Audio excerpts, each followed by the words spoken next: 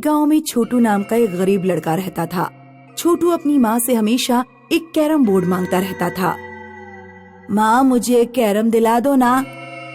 बेटा, अब ये तुम्हारी कैरम खेलने की उम्र नहीं है। पड़ोस वाली निधि तो मेरे बराबर है और दिन भर अपने दोस्तों के साथ कैरम खेलती है। वो अमीर बाप की बेटी है। अमीर बच्चों का बचपन ज्यादा लंबा चलता है और गरीब बच्चों का बचपन बहुत जल्दी खत्म हो जाता है, क्योंकि उन्हें जिम्मेदारियां संभालनी नहीं पड़ती हैं। माँ, बचपन नहीं, बस एक कैरम बोर्ड मांग रहा हूँ। कह दिया ना, नहीं मिल सकता। छोटू निराश होकर निधि के घर गया। निधि, क्या मैं तुम्हारे साथ कैरम खेल सकता हूँ? तेरी इतनी औकात नहीं कि तू मेरे साथ कैरम खेले, भाग यहाँ से। छोटू गांव के बाहर जंगल की तरफ चला गया और एक पेड़ के नीचे बैठकर रोने लगा। कोई मुझे कैरम क्यों नहीं देता? माँ नहीं देती, निधि भी नहीं देती। मैं अपना टाइम कैसे पास करूं? उस पेड़ पर एक चुड़ैल रहती थी जो इंसानों को खाती थी। चुड़ैल ने छोटू की पूरी स्थिति समझ ली। उसने एक सुंदर औरत का रूप धारण किया और छोटू के सामने एक कैरम बोर्ड लेकर आई। सुनो, तुम रो क्यों रहे हो? मुझे बस एक कैरम बोर्ड चाहिए। ये लो, मैं यहाँ पड़ोस में ही रहती हूँ। क्या तुम मेरे घर चलकर मेरे साथ गेम खेलोगे? छोटू ने इतना शानदार कैरम कभी नहीं देखा था। उसने तुरंत खेलने के लिए हाँ कर दिया। चुड़ैल छोटू को एक झोपड़ी में ले गई। तुम यहाँ बैठो और गोटियां सजाओ, मैं अभी आती हूँ। चुड़ैल छोटू को झोपड़ी में छोड़कर बाहर आ जाती है। ये तो बहुत आसानी से मेरे जाल में फंस गया। इसे मैं अभी कच्चा खा सकती हूँ, लेकिन मैं ऐसा नहीं करूँगी। इसके द्वारा मैं गांव से और इंसानों को यहाँ मंगवाऊंगी और फिर दावत उड़ाऊंगी। चुड़ैल औरत के रूप में आकर छोटू के पास आ जाती है और कहती है, तुम इस कैरम को अपने घर ले जा सकते हो और अपने दोस्तों के साथ खेल सकते हो, लेकिन एक बात का विशेष ध्यान रखना, ये कैरम टूटना नहीं चाहिए। आप चिंता न करें, मैं इस पर खरोंच भी नहीं आने दूंगा। चुड़ैल ने कैरम में अपनी शक्तियां डाल दी थीं।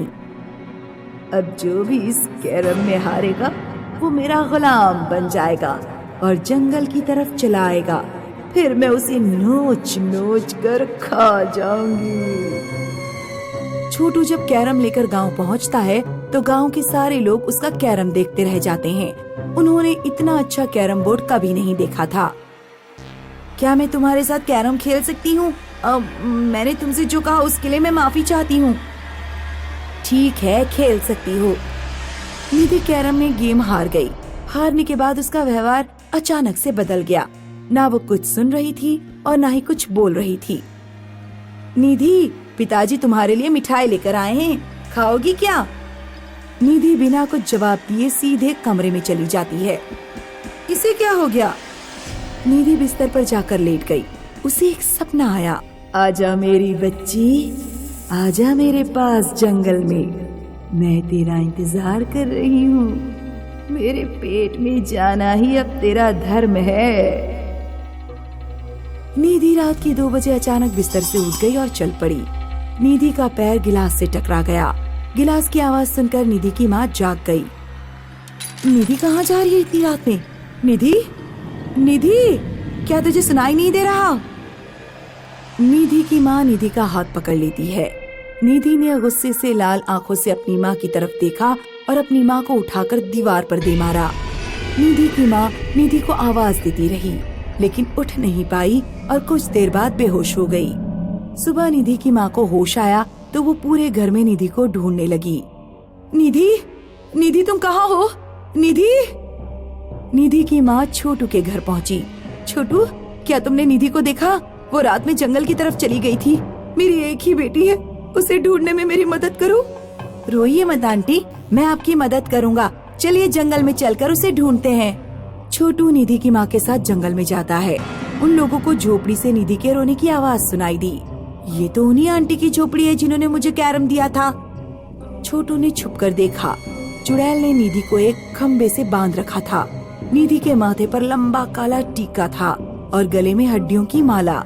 तू कैरम बोर्ड से प्राप्त हुई पहली शिकार है, इसलिए तुझे खाने से पहले तेरा थोड़ा मांस अपने देवता को चढ़ाऊंगी। उस कैरम को मैंने छोटू को देकर बहुत बड़ा रिस्क लिया है, लेकिन उस कैरम में मेरी जान बसी हुई है। अगर वो कैरम टूट गया तो मैं जिंदा नहीं बच पाऊंगी। लेकिन उस बेवकूफ छोटू को इस बात का कुछ पता नहीं। अब तुझे मारने का वक्त आ गया है। छोटू समझ गया कि उसने जिस आंटी से कैरम लिया था वो आंटी चुड़ैल है। छोटू तुरंत अपने घर की तरफ भागा। छोटू, तुम कहाँ जा रहे हो? आप निधि का ध्यान रखिए, मैं कैरम बोर्ड तोड़ने जा रहा हूँ। चुड़ैल ने चाकू उठाया और निधि की गर्दन काटने के लिए खड़ी हुई। डर लग रहा है तुझे या नहीं? बकरे की बलि पीछे से देते हैं, इसलिए मैं तेरी गर्दन तेरे सामने नहीं, पीछे से ही काटूंगी। डर मत। चुड़ैल निधि की गर्दन काटने ही वाली थी कि तभी उधर घर पर छोटू ने कैरम बोर्ड तोड़ दिया। कैरम के टूटते ही चुड़ैल मर गई। रमन और मानवी नैनीताल में रहते थे। आज उनके मम्मी पापा कहीं बाहर जा रहे थे। बच्चों, हम लोग नाना जी को हॉस्पिटल देखने जा रहे हैं। तुम लोगों से उम्मीद करते हैं कि कोई शैतानी नहीं करोगे। पापा, हम आपकी उम्मीदों पर खरा उतरने की पूरी कोशिश करेंगे और कोई शैतानी नहीं करेंगे। पापा, लौटते समय हमारे लिए मिठाई लेकर आना। ठीक है, ले आऊंगा, लेकिन अगर घर में कुछ भी टूटा हुआ मिला तो मिठाई खाने को नहीं दी जाएगी। जब मम्मी पापा चले गए तो रमन मानवी से बोला, मेरे साथ बेसमेंट में आओ मानवी, मैं तुम्हें एक खास चीज दिखाता हूँ। मानवी रमन के साथ बेसमेंट में चली गई। बेसमेंट की लाइट खराब होने के कारण वहाँ बिल्कुल अंधेरा था। एक चूहा कहीं से मानवी के सिर पर गिर गया। वो चीख पड़ी। डरो मत, वो सिर्फ एक चूहा था। मुझे डर लग रहा है रमन, यहाँ से बाहर चलते हैं। नहीं, बस 5 मिनट रुको। रमन मानवी को एक बॉक्स के पास ले गया। बॉक्स में से डरावनी आवाजें आ रही थी। इस बॉक्स में से ऐसी आवाज क्यों आ रही है? मैं बॉक्स खोल कर देखता हूँ। नहीं, ऐसा मत करो। रमन बॉक्स खोलता है। बॉक्स खोलते ही उससे डरावनी आवाजें आना बंद हो जाती हैं। बॉक्स में एक लूडो था। कल मैं जब बॉल लेने आया था तो मुझे ये बॉक्स यहाँ मिला था। ये तो कोई पुराना लूडो लगता है। चलो इससे खेलते हैं, वैसे भी बहुत दिनों से लूडो नहीं खेला है। रमन और मानवी उसको उठाकर अपने कमरे में ले जाते हैं। जैसे ही उन्होंने लूडो फर्श पर रखा, कमरे की लाइट जल गई। ये क्या हो रहा है? कुछ नहीं हुआ, शायद बल्ब खराब हो गया है। मैं मोमबत्ती लेकर आता हूँ, तुम पासे फेंको। मानवी ने जैसे ही पासे फेंके, नीचे ग्राउंड फ्लोर पर किसी लड़की के चीखने की आवाज आई। क्या हमारे घर में कोई चुड़ैल आ गई है? हाँ, लगता तो ऐसा ही है। तुम हॉकी ले लो और मैं बैट ले लेता हूँ। हॉकी और बैट लेकर मानवी और रमन सीढ़ियों से नीचे जाते हैं। उनकी तरफ पीट करे दुल्हन जैसे लाल कपड़ों में कोई खड़ा हुआ था। रमन और मानवी का गला सूख गया। वो कौन है? दुल्हन के कपड़े पहने खड़ी औरत बिल्कुल हिल भी नहीं रही थी। रमन ने उसके बैट फेंक कर मारा, लेकिन बैट उसके आर पार हो गया और एक्वेरियम में जा लगा। एक्वेरियम टूट कर चूर चूर हो गया। औरत अचानक पलटी। उसकी शक्ल भयानक थी। वो रमन और मानवी की तरफ बढ़ने लगी। रमन और मानवी ऊपर भागे। चुड़ैल उनके पीछे गई।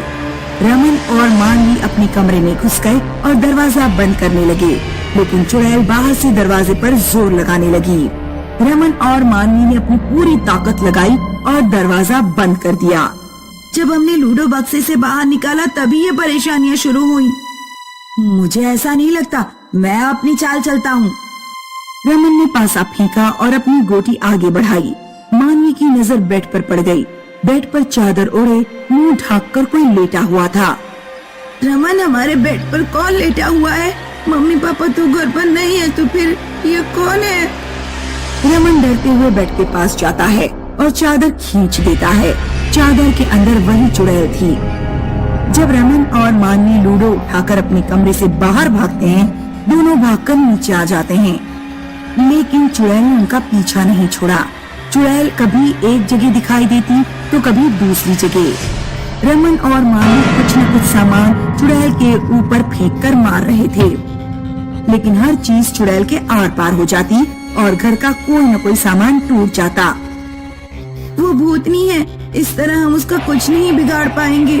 हमें उससे बात करनी चाहिए। रमन और मानवी लूडो के साथ अपने कमरे में पहुँचे। कमरे में चुड़ैल नहीं थी। मानवी ने लूडो फर्श पर रखा और अपने पासे फेंके। रमन ने देखा कि खिड़की के पर्दे के पीछे चुड़ैल खड़ी है।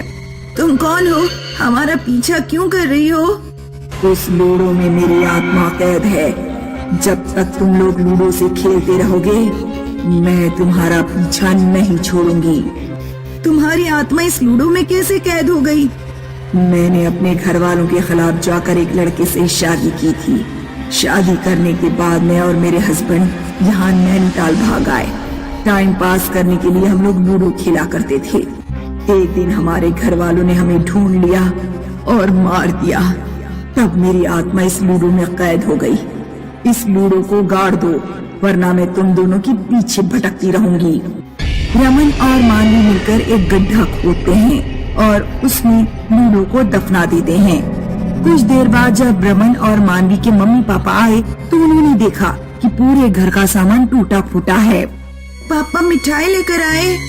हाँ, मिठाई लेकर आया हूँ, लेकिन घर की हालत को देखते हुए यह फैसला किया गया है कि तुम लोगों को मिठाई खाने को नहीं दी जाएगी।